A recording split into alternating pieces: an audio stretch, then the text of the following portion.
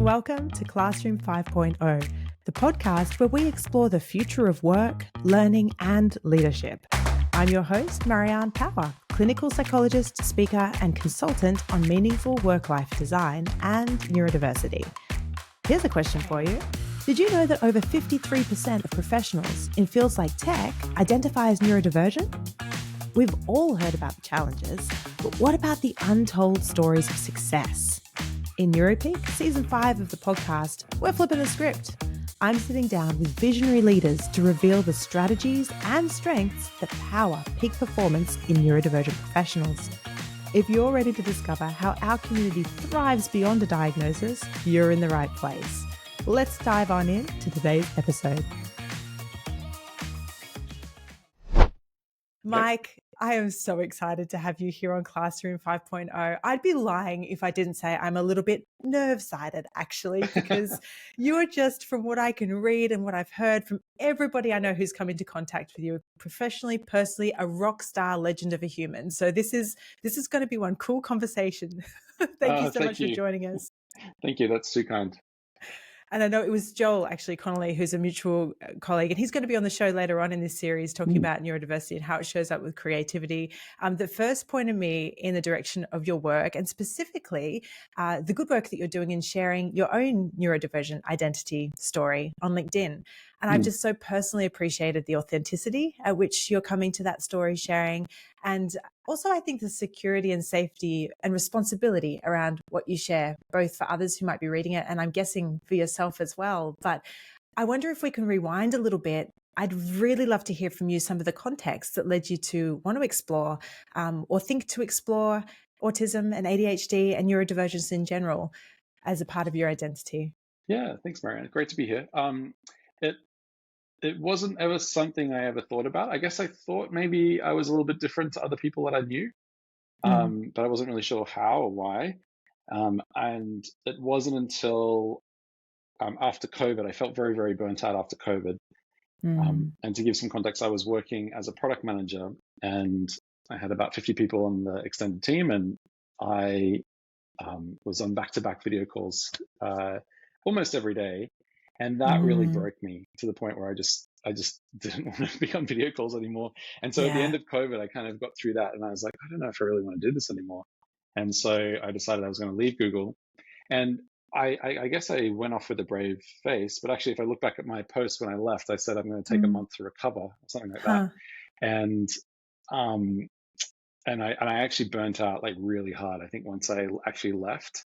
And the stressful thing was my wife then discovered she was pregnant 2 weeks later. And so that sort of I didn't realize that timing. I thought you'd had the baby and the burnout. Wow, that's intense. Yeah, wow. So no income coming in and baby on the way and just like not understanding what was going on with me. I now understand like what neurodivergent burnout is, but at the time it was very, very confusing. And I thought like that there's something medically wrong. And I guess I'm a bit of a hypochondriac, so I wondered, if I was dying or what was going on. And it took like a few years to figure it out. And it was a psychologist who was curious about my symptoms and a joke that I made about being neurodivergent or being autistic. And she said, "Oh, have you ever looked into that?" And I said, "No, not really." And just the way she asked the question was really good. She did it really well. And I was like, oh, hang on. I think that she thinks that I'm autistic. And so I went and read into it. And as soon as I started reading about it, I was like, oh yeah, this is definitely me. That's incredible. I wanted to double click on something that you said just then, actually. And it's around label. We're going to get to this in a second. I hear a lot of people in our neurodivergent community talking about the experience or self-experience of feeling like they're a hypochondriac. And that is used interchangeably with health anxiety as well. And yet if we flip that on its head, actually it's your acute awareness of going, oh, I'm noticing that double emphasis on autism. I'm going to do a deep dive. So on one hand, it feels like it's that experience of being so acutely aware of our internal experience not matching others' expectations that can be both an Achilles heel and a superpower. But I don't know if that brings up anything for you. What does that word hypochondriac mean for you now that you think about it in that way? Yeah, I came from a very medical family. So my dad's a GP, my grandfather was a GP, my cousin's a GP, my sister's a GP, my brother's a GP, and their partners are all doctors. And I just have a complete aversion to blood. And I always would sort of come to them with all my medical woes, and they'd be like, "Oh, this is, he's such a hypochondriac." Um, and But it turns out, I think that just having done a little bit of research, and I'm not a doctor, but there seems to be a bit of a link between neurodiversity and particularly things like gut issues, and all kinds of sort of things that go on, so anxiety and stress and things like that. So I think learning more about autism and learning about the links between certain things has been very, very interesting. It's also made my hypochondria kind of settle down a little bit as well, which has been good. Yeah. Interesting. Yeah. Because you've got a different placement for some of the experiences that are coming up for you, do you think, or something else? Yeah, I think because I understand like how my mind works now a little bit better, and also just some of the more practical things I can do, to relieve stress, and the link between the brain and the gut, and things that you can do there. So I'm still in the early days of exploring all of that, but I think it's given me some pathways to sort of explore, which has been great.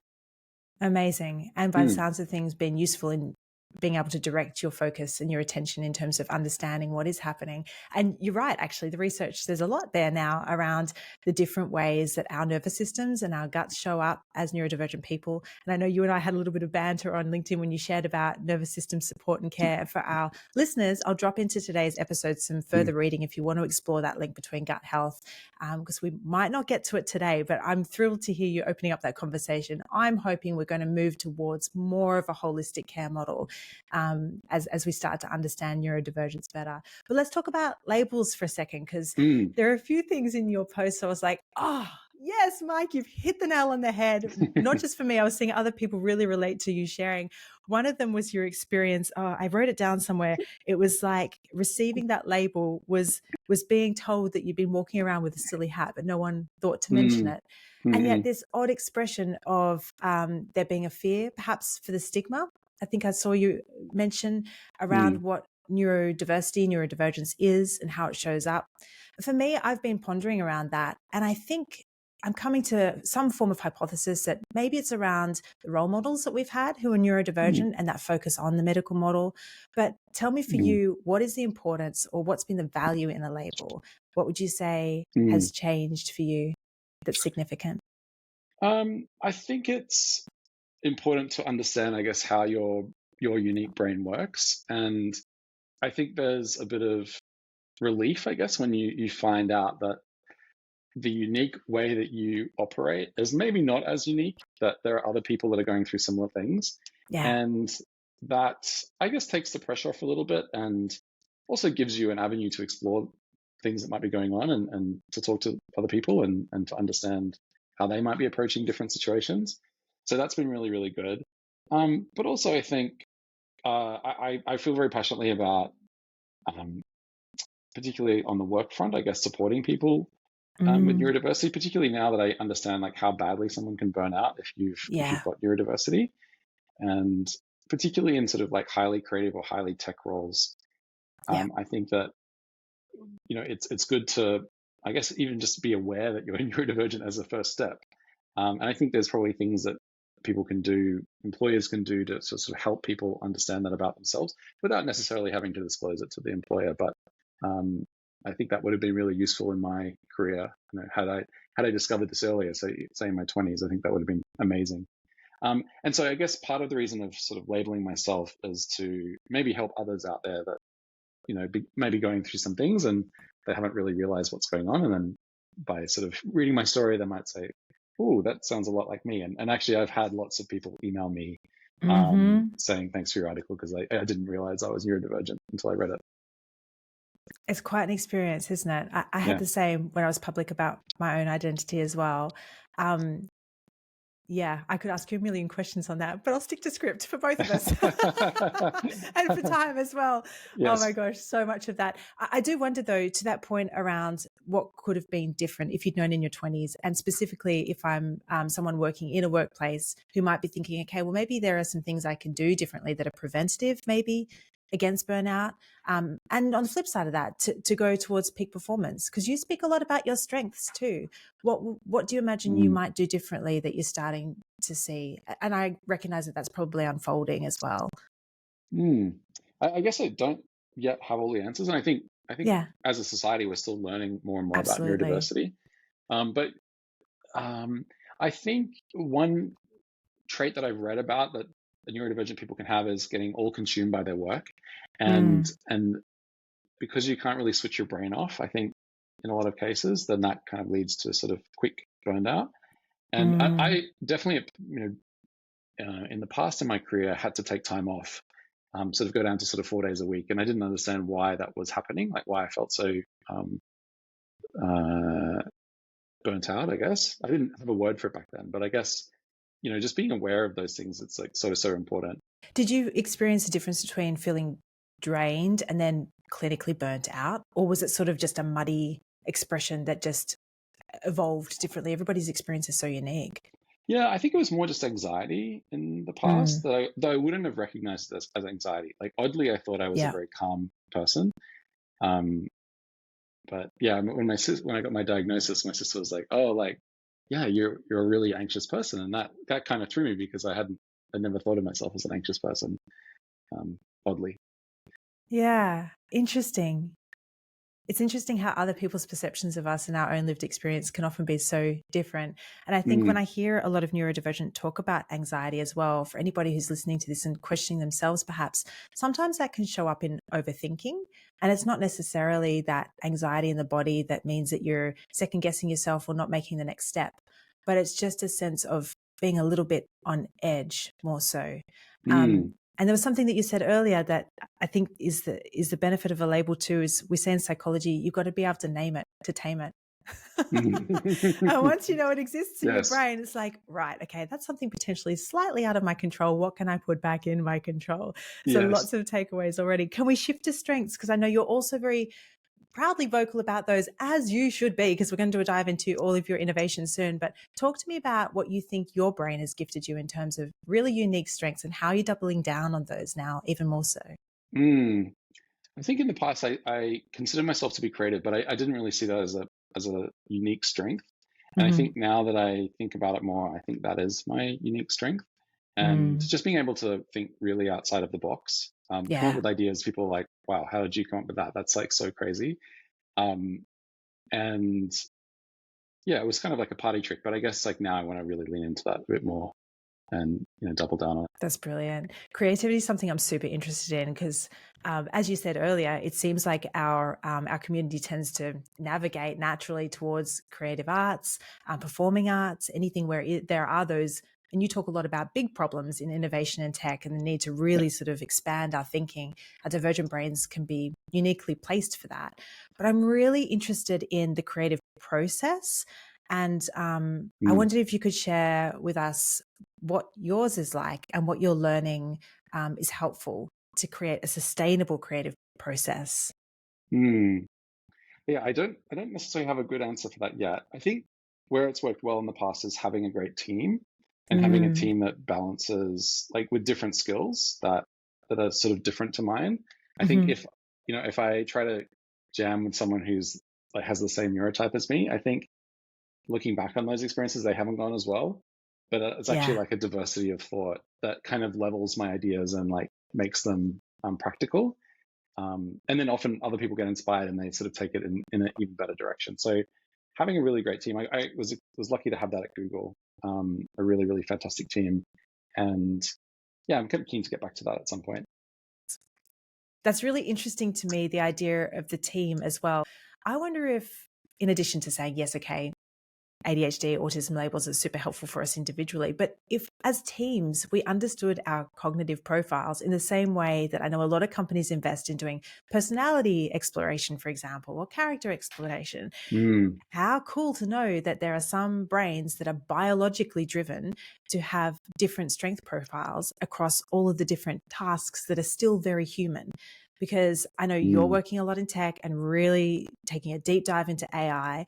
I'm super interested in human sustainability and how we can start to engage AI with our human potential and capability and maximize that. And so I'm wondering, out of those strengths in the teams, could you talk to me a little bit about flow, which is an integral part of creativity? For me, I think like the dark side of flow can be the hyperfocus that comes with some of our brains. But there's no kind of definitive response or answer to that in the research. And I'm just curious to hear your lived experience. Hyperfocus, flow, creativity, how do they all match in together, do you think? Yeah, I definitely, when I was earlier in my career, I would love getting into flow, and I would really hate it when people would interrupt me. Yeah. Like if I'm coding on a problem and people would tap me on the shoulder, that was the worst thing in the world. And it would take me so long to get back into whatever I was doing. To the point where when I was a co-founder of Shoes of Prey, I like tried to like ban meetings, I guess, like Wow. that's all, particularly ad hoc meetings. Yeah. And yeah, that didn't go down very well. And yeah, I learned a lot of, through that. But I think that there's maybe a nice balance there where, you need to, particularly for like super creative tasks, like open plans, I find very, very stressful. Like I don't want to be interrupted like while I'm working. I want to just like be able to focus for 3 or 4 hours.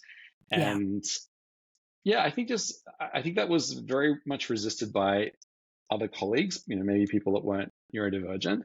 And, their opinion was like, well, we're all here together. We should be social. And I certainly see the value in that. But I think at the same time, like there was no awareness of like, oh, maybe different brains like need different things. And so if you're neurodivergent and you're in an open plan office, that can be the most stressful thing in the world. And people are tapping you on the shoulder and, saying, hey, come and have a quick look at this. And you're like, oh, I can't actually get anything done. So I think, banning meetings is obviously not the right answer, but I think there needs to be more of a discussion around, hey, how does your brain work? In the same way you might have a colors discussion or a Myers-Briggs discussion. Hey, this is how my brain works. This is how I need to have my office set up for a productive, healthy day for me. Yeah, I 100% agree with you. And I think the difficult part and what we're seeing at the moment is there's such a gap. I know you and I were riffing on some research recently where there's in tech, 53% of neurodivergent people are self-identifying, and yet you ask their employers and they believe that number to only be 3%. So you've got this huge awareness gap, and it's I think the big problem is how do we start to close that, which I think is why story sharing is so important, but giving people those skills and resources to really get to understand themselves, and then a space, a psychological safety to be able to have those conversations, and then in the inclusive culture, of course, to be able to reinforce them and implement them, because you've already spoken to the importance of environment there, and understanding that especially if we're looking at deep flow tasks around creativity, that I mean, if we're talking about ADHD and executive function, that's all about task initiation, but then task switching and what the brain needs to be able to do to be able to come back to an attention. We know that takes longer for ADHD folks. So without this awareness, I mean, I'm just curious where your thinking is at the moment, if you were to give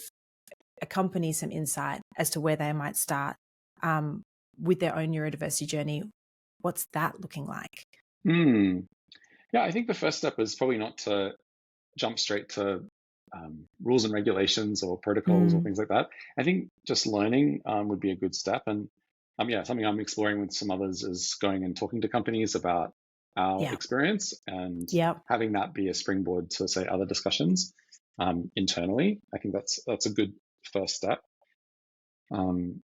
But yeah, certainly not trying to like unmask people, without their permission or, their desire to do so. I think that's not what people should be rushing to do, or to mandate, I guess, like no meetings or something like that. If you feel strongly that there shouldn't be meetings. I think it is a discussion, and yeah, I don't think there's like one perfect model yet to adopt. But it's exciting that people are talking about this, and I think that's, particularly in tech and creative industries, it's like a much needed conversation. Yeah, you're so right. And just for the record, you're also really spot on in terms of the research too. So we know the process in terms of psychological safety, what is making a huge difference. And this is coming out of the UK. I can drop it into the episode links today. I kind of use different words, but there's three different pillars. So the first one is visibility. So companies need to be able to give their people that opportunity to be able to see themselves in others. So your idea of panels, we are so on board and on song with that, with story sharing. The second is the belonging. And I want to ask you about this with shoes of prey. I got it right, didn't I? Yes. And that's then, how do we create opportunities for people to come together and feel included? And actually, it's not until the third part that's the policies and the protocols, and they help to reinforce what's come up from the culture. So that's a really nice segue. Thanks, Mike, to talk about culture with you. Great. Actually, before we get to culture, I would miss the opportunity if I didn't ask you about how you're integrating your incredible contribution at Google, because I was giggling that two of those big ones was, one, the feature on Gmail of, did you mean to attach that? Thank you, ADHD Lifesaver. And then secondly, Taskmate. But tell me about those contributions and what they mean to you today. Yeah, so the attachment one was really fun. So it was the first day I was working for Google in 2005 for the first time, because I've worked for them twice. And they had an ideas board. And they said, if you come up with an idea, someone might implement it. So I thought, oh, that's fun. Like, I just love ideas. So I thought, I'm going to think of an idea today. That's amazing. So I thought all day, and I was like, okay, I've got it. Like, I think it's like, something around attachments. And so I wrote up the idea. And a few weeks later, an engineer wrote back to me, and she was like, hey, this is a really cool idea. Like, I'm going to implement it into Gmail. And then a few weeks later, the legal team reached out, and they're like, oh, we think you've invented like a new user interface paradigm. So we're going to like file a patent on it. Oh, wow. I don't know if they ever filed a patent, but it was like, wow, this company's amazing. Like, just day one, here's an idea. And so I became quite obsessed with like submitting new ideas. None of them actually like turned into real products, but some of them were interesting. So that was great. And then Taskmate, actually, when I went back for a second time, there was a pitch competition. So I pitched this idea with another person, and we ended up winning the pitch competition. And then they gave us some engineers to work on it. And the team grew eventually to about 50 people, and we launched it in 3 countries. It was good fun. That's incredible. There's a couple of takeaways from that as well. One, the fact that you went in with the ideas on day one. I love that. That is brilliant. But also how Google handled the circling back to you of what that idea meant, and the action that they had taken on your idea. What a significant contribution in terms of showing that you matter and that you're being taken seriously. And I love that communication. I feel like we could actually really learn a lot from that. Yeah, definitely. Absolutely. I mean, as Google grew, I think the ideas board, became not used anymore. And it's hard when you've got 120,000 employees. But it was certainly like a magical experience. And so, the more that can happen, I guess, inside a company, the better. Yeah. Amazing. So speaking of companies, tell me what you did learn, because I watched a beautiful video, which I'll share as well in the episode show notes, about some of the key takeaways from starting up Shoes of Prey, which was your own company that you co-founded, I believe, with some others. And so there are lots of takeaways. Please watch it. It's brilliant. 10 minutes of your time, very well spent. But one of the ones for me was around culture, and where you started with the significance of culture and what you did with that. And I'm going to let you explain that and what you learned rather than me try and praise it, because you're much better placed. Tell me about culture. Yeah. So what does it mean? We realized very early on that we needed a culture. We needed to set a culture. And because if you don't set a culture, you still have a culture. It's just a culture of default. So it's just, so to me, culture is like the way things are done around here. And you can have a very chaotic culture where sort of anything goes.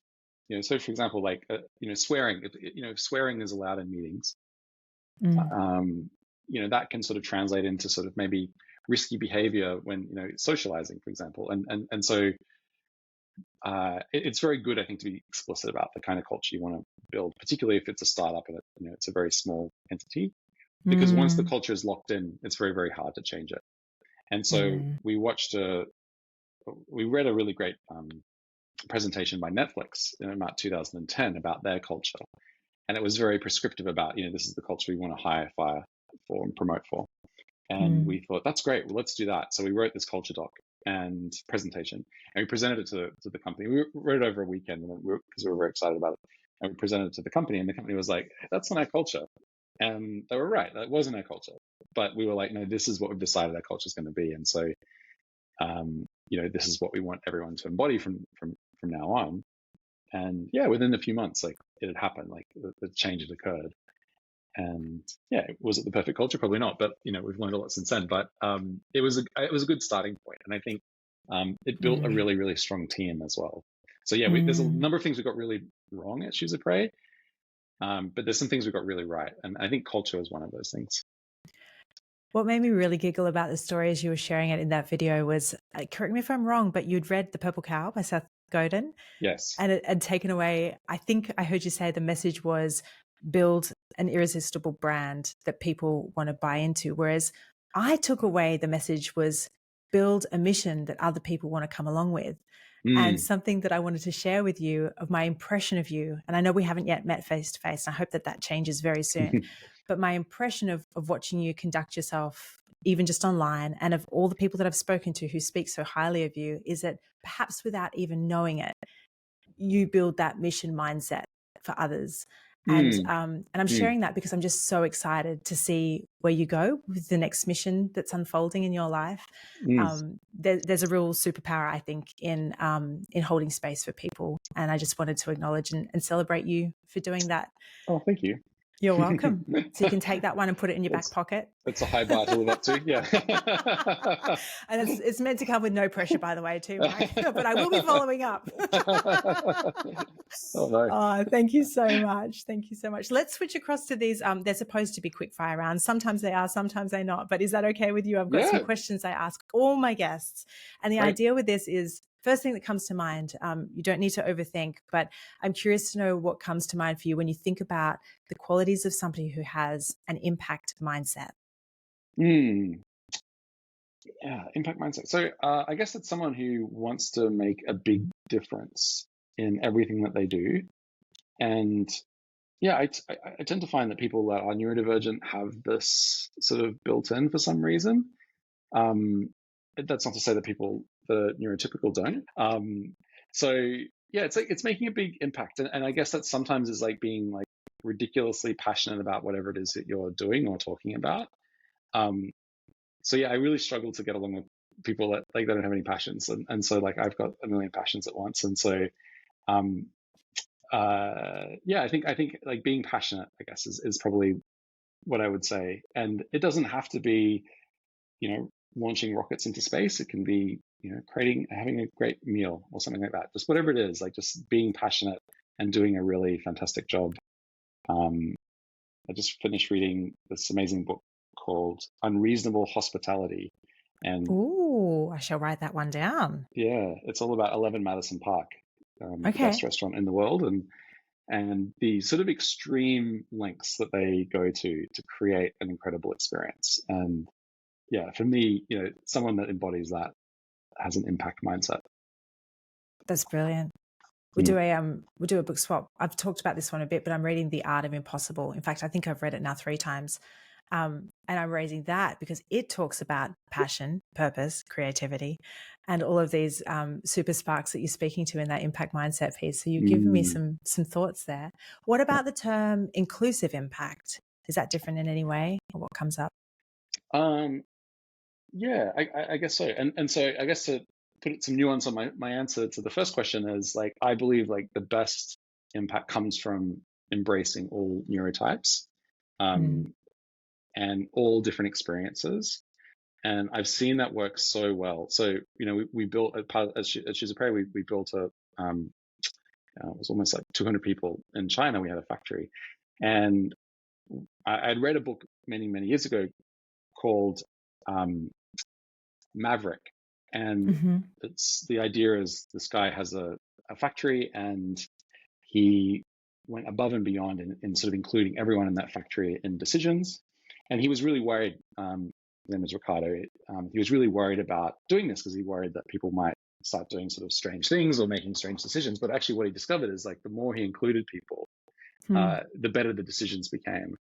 And so we tried to apply that in our factory in China, and it worked. It just worked so well. So, it's sort of bringing people from different backgrounds, different experiences, different neurotypes, and empowering them to work as a team and trusting them to sort of make good decisions, and lifting them up as part of that, we just saw such incredible results.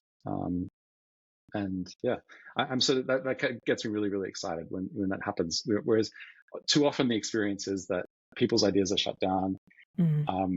People don't feel listened to, and as a result, the organization suffers. Do you think we can measure that kind of stuff that you see?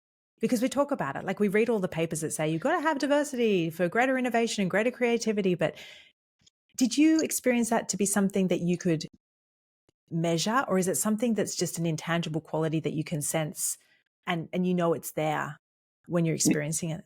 Yeah, you know it when you see it, when you're part of it. It's like electricity. It's like pure magic. And yeah, the passion like really comes through.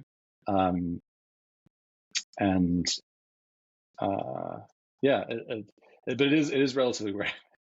You have to get it, you have to sort of really tweak every sort of lever to make sure it happens. And yeah, there's some really, really fantastic books that I've read about this. Like the best book I have read is called The 5 Dysfunctions of a Team. Amazing book. It's almost like a little story, fable, really. And yeah, it's a story of this new CEO, and she comes into an organization and all of the dysfunction that's going on, and she really sort of brings the team together. Wonderful read. You can read it in sort of a day. That's brilliant. I'm going to drop a link to all of these, by the way, in the show notes for anybody who's listening, and quickly grab a pen and paper. I wonder if I could ask you back to neurodiversity, because I know you've also got little ones as well. And if you could imagine a future where our communities, our workplaces, our schools, our way of being was more neuro-inclusive, what would that look like and what would that mean? So I've only got one little one so far, just to clarify. One little one. Yes, and she's not quite at the stage yet where we're getting to school. And so I am still a newbie, I guess, in terms of like what that might look like. Yeah. And from what I've heard, I think it's like there's a lot more knowledge now, and there's a lot more attention and care being put into people with neurodiversity, which is great. But I've also heard some like horror stories, after writing the article, because people reached out to say like, we've had a really terrible experience with our school, and we're finding that they're just not getting the support that they need, or they've been put into the too hard basket. So surely there's like still a long way to go. But I some of my friends have reached out to say that their kids are neurodiverse.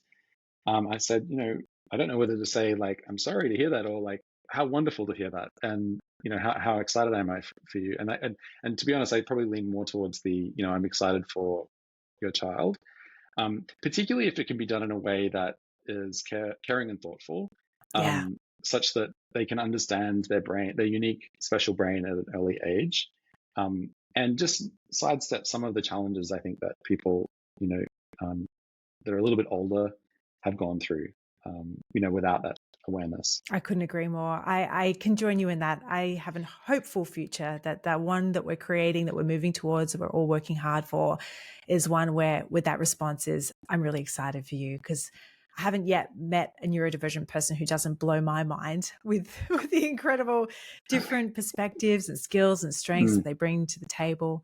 I share that hope for the future with you. We leave the big questions till the end here, Mike. So the one I'm going to land out with is, what does it mean for you to live a meaningful life? I guess it's to do things and that you find meaningful, which is, I guess, a circular argument, but also with people that you care about. And ultimately, nothing. I sort of subscribe to the view that ultimately not a lot of what we do matters. Like in 1,000 years, no one will know who we are, which is a bit of a sobering thought.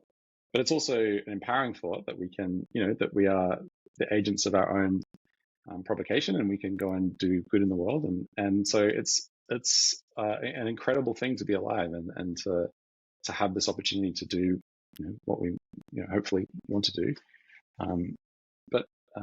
For me, I find like knowledge and learning, like where I get a lot of meaning from. And still very much a student and learning lots of hard lessons every day. So I'll continue doing that for as long as possible.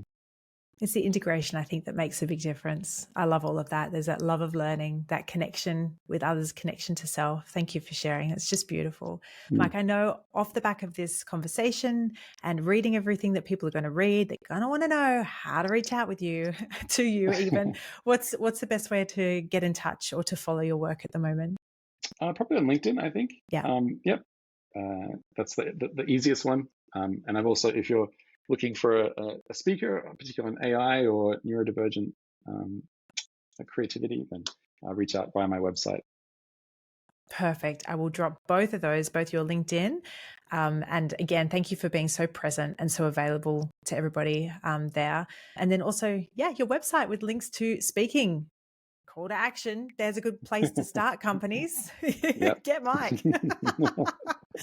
Thank you again for your time. And to our listeners joining us today, thank you for joining us for another episode of Classroom 5.0 and for your attention to inclusive impact. We'll see you next time.